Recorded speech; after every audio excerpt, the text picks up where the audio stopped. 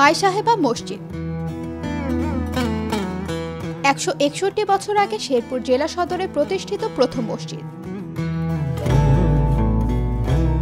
মুসলিম স্থাপত্যের নিদর্শন হিসেবে দৃষ্টিনন্দন এই মসজিদটির ঐতিহাসিক গুরুত্ব অনেক। জনশ্রুতি রয়েছে মোগল সম্রাট বাহাদুর শাহর সুবেদার ছিলেন মীর আব্দুল বাকি।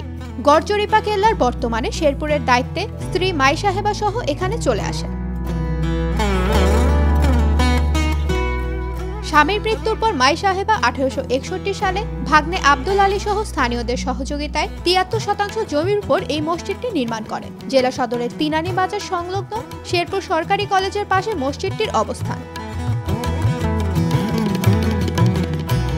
শুরুতে এখানে ৩৬ জন মুসল্লি নামাজ আদায় করতে পারতেন। দিন দিন মুসল্লির সংখ্যা বাড়তে থাকায় মসজিদটির সম্প্রসারণের কাজ অপরিহার্য হয়ে পড়ে। পরবর্তীতে আধুনিক স্থাপত্যের ছোঁয়ায় ৩ তলা বিশিষ্ট এই মসজিদ হয়েছে নান্দনিক। সুউচ্চ ২টি মিনার ও ৪টি গম্বুজ বাড়িয়ে দিয়েছে আরও সৌন্দর্য। মাই সাহেবা জামে মসজিদ একজন মহিলার নামকে কেন্দ্র করেই নামকরণ করা হয়েছে, তবে এর সঠিক ইতিহাস সংরক্ষিত নেই। এই মসজিদে মানত করলে মানুষের মনের আশা পূরণ হয়। এই বিশ্বাস থেকে দেশের নানা প্রান্ত থেকে এখানে নামাজ পড়তে আসেন মুসল্লিরা। অনেকেরই অনেক ধরনের মানত থাকে, মানত হয়, মনের প্রশান্তি হয়। এই মসজিদে প্রচুর পরিমাণ মুসল্লি এখানে নামাজের জন্য আসে, আমরাও আসি। কারণ আমাদের আশেপাশে আরও অনেক মসজিদ আছে, তবুও আমরা এই মসজিদে চলে আসি। আমাদের ভালো লাগে এই কারণে এই মসজিদে প্রচুর পরিমাণে মুসল্লি এখানে নামাজ পড়েন। এই মসজিদে নামাজ আদায় করে তৃপ্তি পান মুসল্লিরা, যে কারণে সুযোগ পেলেই দেশের বিভিন্ন প্রান্ত থেকে লোকজন এখানে আসেন নামাজ আদায় করতে। তাদের দান আর অনুদানে মসজিদের উন্নয়নমূলক কাজ দ্রুত এগিয়ে চলছে। এখানে হিন্দু মুসলমান সকলেই আমার মনে হয় দান করেন, কারণ কখন যে কে দান করেন সেটা বলা যায় না।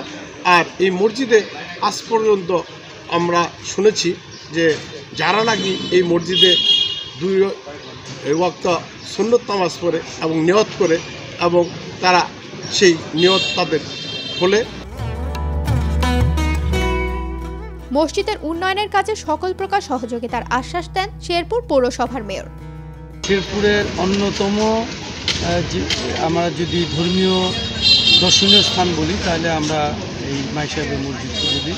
এটা একটি প্রাচীন মসজিদ এবং এটা এতই মানুষ এই মসজিদকে মান্য করে যে এখানে মসজিদের দান বাক্সে প্রতি সপ্তাহে প্রায় লক্ষাধিক টাকা দান আসে, এবং যে কারা দান করে কে দান করে না জানা গেলেও যে এবং মাসে ৫-৬ লক্ষ টাকা আমরা এখানে দান পাই।